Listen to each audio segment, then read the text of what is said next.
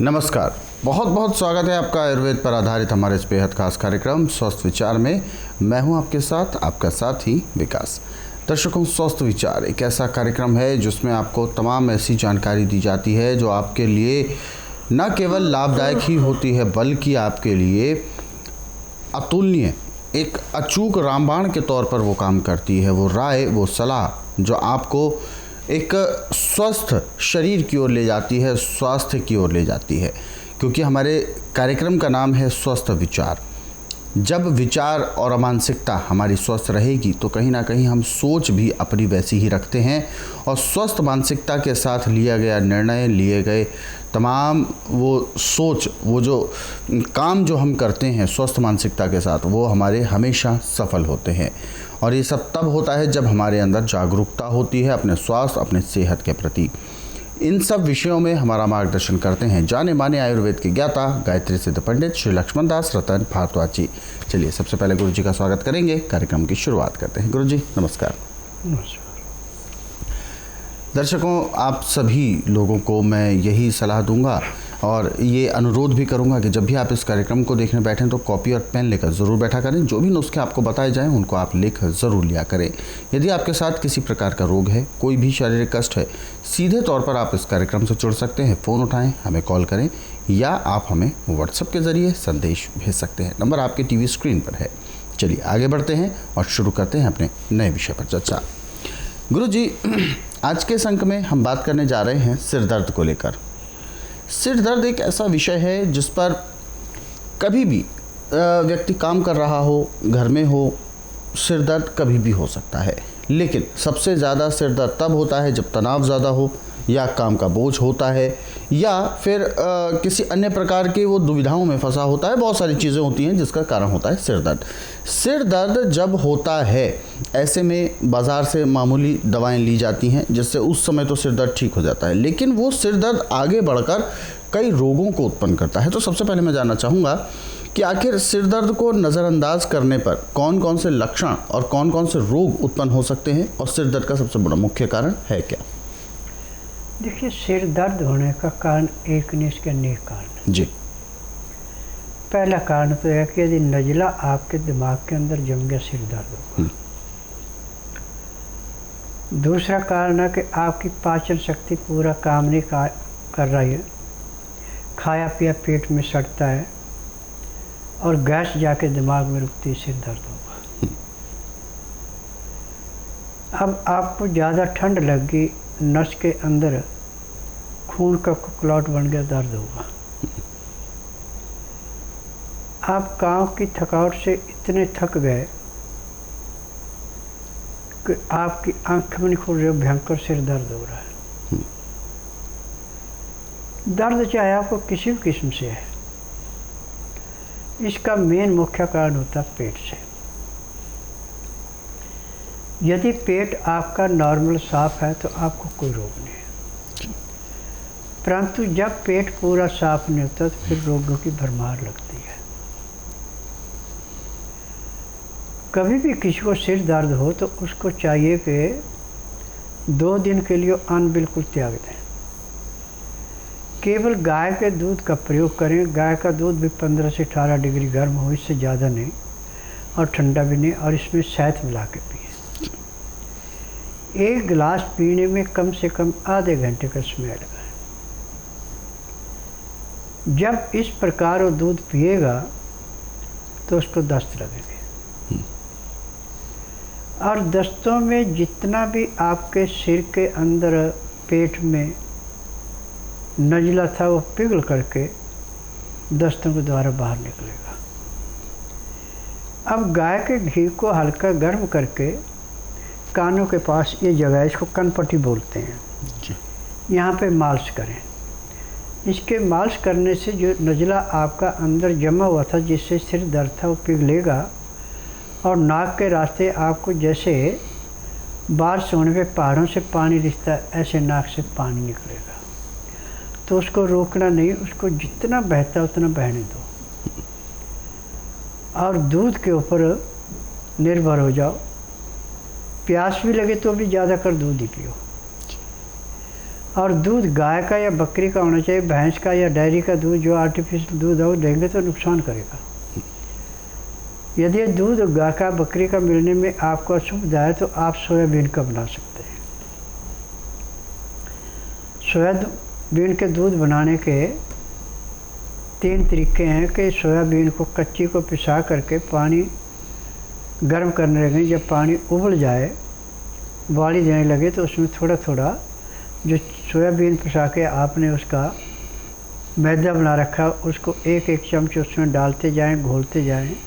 जितना गाढ़ा दूध आपको चाहिए उतना कर लें। इस दूध के पीने के आपको 3 लाभ होंगे। एक तो आपका पेट जो है बहुत बंधा हुआ साफ होगा, ज़्यादा पतले दस्त नहीं आएंगे। दूसरे, आपके शरीर के अंदर जैसे मुरझाई हुई फसल को पानी दे के उसमें हरियाली छा जाती, ऐसे चेहरा जो आपका सिकुड़ा हुआ था, मुरझाया हुआ था, उसमें चमक आएगी।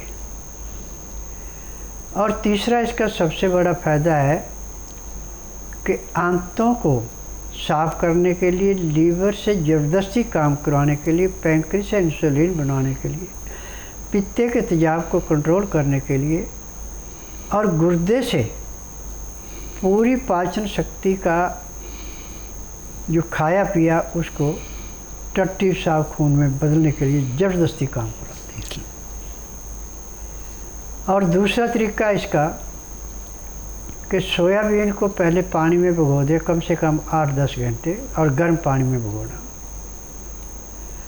उसके बाद ये फूल करके इसका छिलका जो बिल्कुल अलग हो जाएगा इससे, तो हाथ से मसल के छिलके को निकाल दें। अब इसको मिक्सी में सिलपट्टे पे डोरी डंडे से पीस करके मक्खन की भांति मुलायम कर लें। अब इसमें पानी मिला के अच्छी तरह इसको घोल लें। घोल करके इसको उबालें।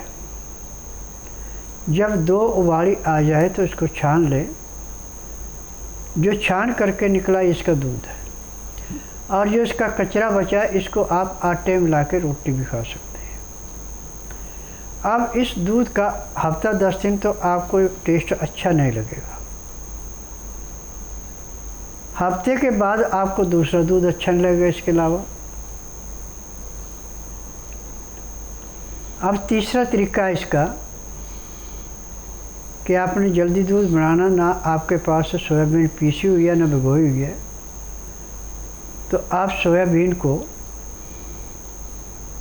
पानी में डाल के उबाल लें। जब अच्छी तरह उबल जाए तो नीचे उतार करके जो उसका पानी उसको अलग कर दें।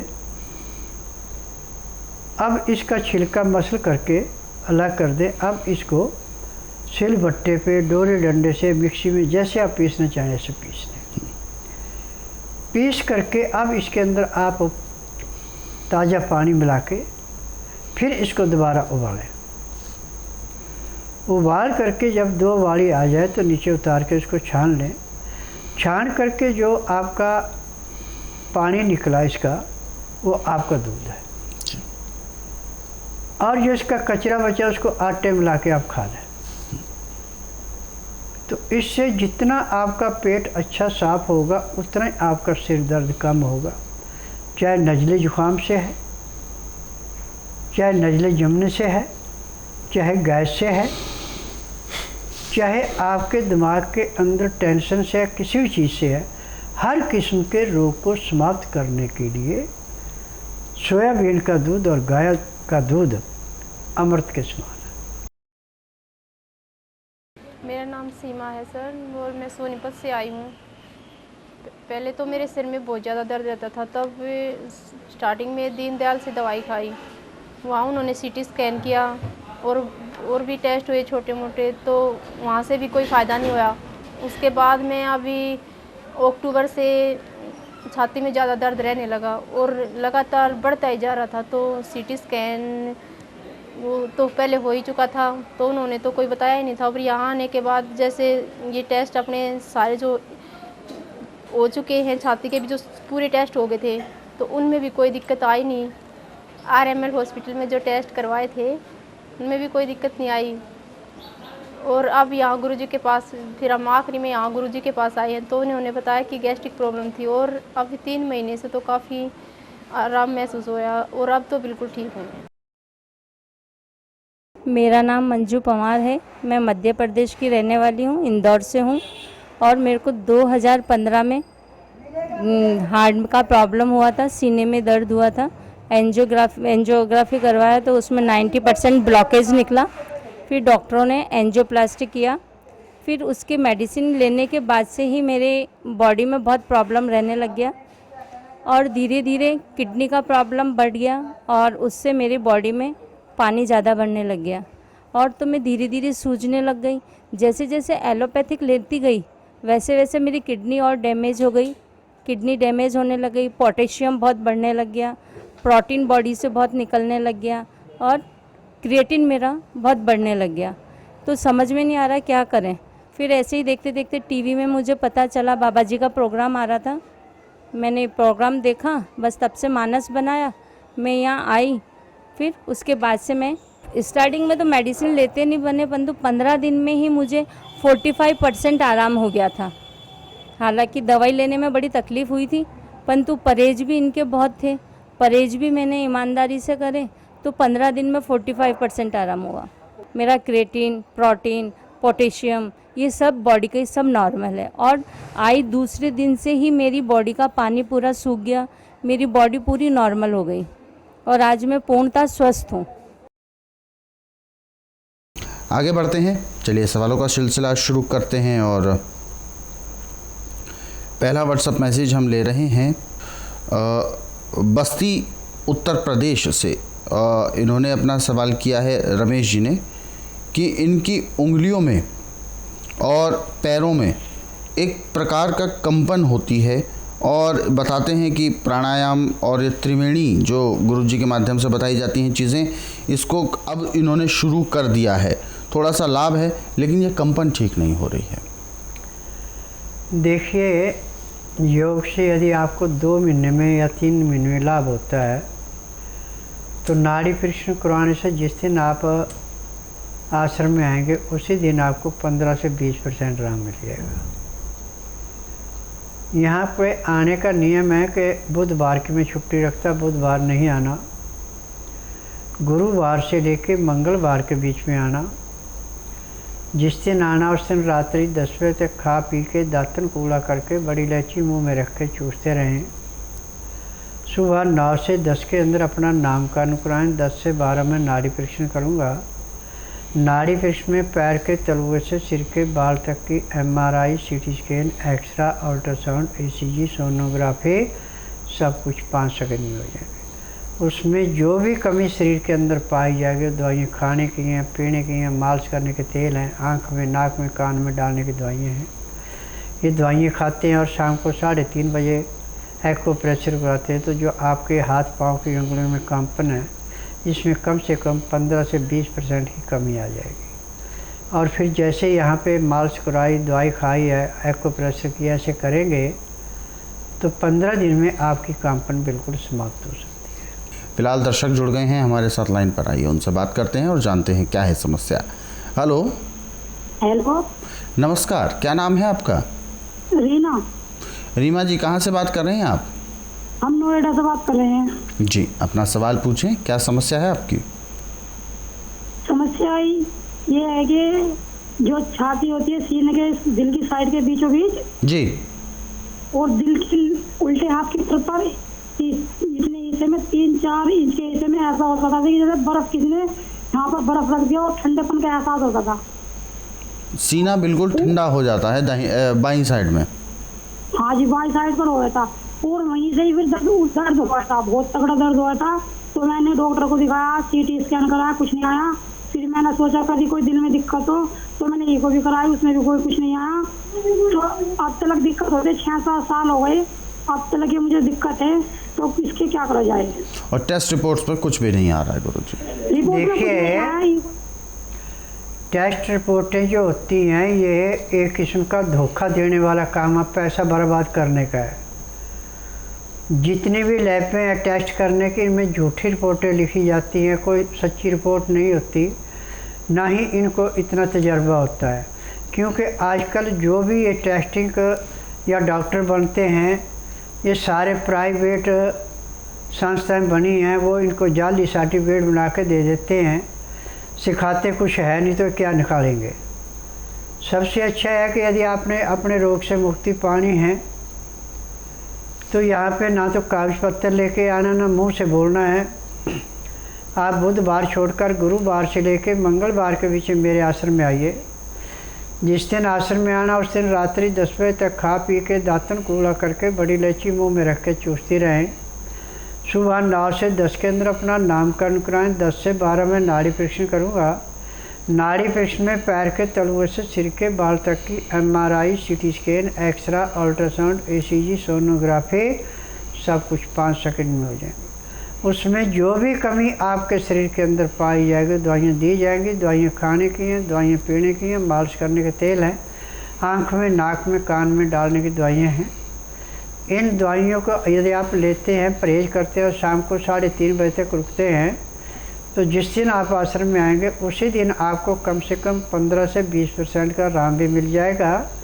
फिर जिस ढंग से यहाँ बताएंगे, परहेज करेंगे, दवाई खाएंगे तो महीने 1.25 महीने में आपका रोग हमेशा के लिए समाप्त होगा, दवाइयाँ बंद हो जाएंगी। जी, तो बिल्कुल आपका रोग जड़ से दूर हो सकता है। और जैसा कि आपने बताया कि किसी भी प्रकार के कोई भी टेस्ट रिपोर्ट जितनी भी आप कराते हैं मेडिकल के टेस्ट, इसमें कुछ भी नहीं आ रहा है। और ये वास्तव में इसलिए नहीं होता, इसलिए भी किसी प्रकार से ये चीज़ें नहीं आती हैं क्योंकि मशीन में केवल कुछ चुनिंदा बीमारियों के बारे में ही पता लगाया जा सकता है, लेकिन नाड़ी परीक्षण में हर प्रकार के रोग के बारे में पता लगाया जा सकता है। इसीलिए आपको गुरुजी ने सलाह दी है आप जल्द से जल्द एक बार स्वस्थ विचार आश्रम आ सकते हैं। अधिक जानकारी के लिए आप हेल्पलाइन नंबर्स पर कॉल करें, नंबर आपके टीवी स्क्रीन पर है। अगले सवाल की ओर रुख करते हैं। अगला सवाल हमें भेजा है बच्चू चौधरी जी हैं और वेस्ट बंगाल से बात कर रहे हैं, मालदा से। इन्होंने अपना सवाल किया है कि मिर्गी की समस्या है, बहुत सारे कोर्स भी कर लिए हैं, किसी भी प्रकार की दवाइयाँ, हर प्रकार की दवाइयाँ इस्तेमाल करनी है लेकिन आराम नहीं है और मिर्गी बंद नहीं हो रही। देखिए, मिर्गी की दवाई आज पूरे संसार में मेडिकल साइंस में बनी नहीं है। जो मिर्गी की रोकथाम के लिए दवाई दी जाती है, दिमाग को सुन्न करने के लिए दी जाती है कि जितनी देर तक उस दवाई का नशा है उतनी देर तक यदि दौरा पड़ भी जाएगा तो आप गिरेंगे नहीं, बेहोश नहीं होंगे, दिमाग को चेतना में नहीं है। परंतु स्वस्थ विचार एकमात्र आश्रम ऐसा है, ना तो यहाँ रोगी बोलता है कि मुझे तकलीफ़ है, ना कागज पत्तर लाना पड़ता है। यहाँ का नियम है कि मैं बुधवार की छुट्टी रखता हूँ, गुरुवार से लेकर मंगलवार तक नाड़ी परीक्षण करता हूँ। जिस दिन आपने नाड़ी परीक्षण के लिए आना उस दिन रात्रि 10 बजे तक खा पी के दातन कूड़ा करके बड़ी इलायची मुँह में रख के चूसते रहें। सुबह 9 से 10 के अंदर अपना नामकरण कराएं। 10 से 12 में नाड़ी परीक्षण करूँगा। नाड़ी परीक्षण में पैर के तलुए से सिर के बाल तक की MRI, CT scan, x ray, ultrasound, ECG, sonography जो नहीं पकड़ सके 5 सेकंड के अंदर अंदर नाड़ी परीक्षण उसको बता देगा कि यहाँ पे ये रोग है, इतना पुराना है, ये इसके लक्षण हैं, ये इसके परहेज है, इसकी दवाइयाँ परहेज कर सकते हैं, दवाई लो आराम मिलेगा, परहेज नहीं कर सकते दवाई मत लेना, कुछ नहीं मिलेगा। क्योंकि ये जड़ी बूटियों का जो उपचार होता है, परहेज करेंगे तो उपचार एक किस्म का अमृत है और परहेज नहीं करेंगे तो मिट्टी है। और जिस दिन आप आश्रम में आएंगे, दवाई खाएंगे, परहेज करेंगे तो उसी दिन आपके रोग में कम से कम 15% की कमी आ जाएगी।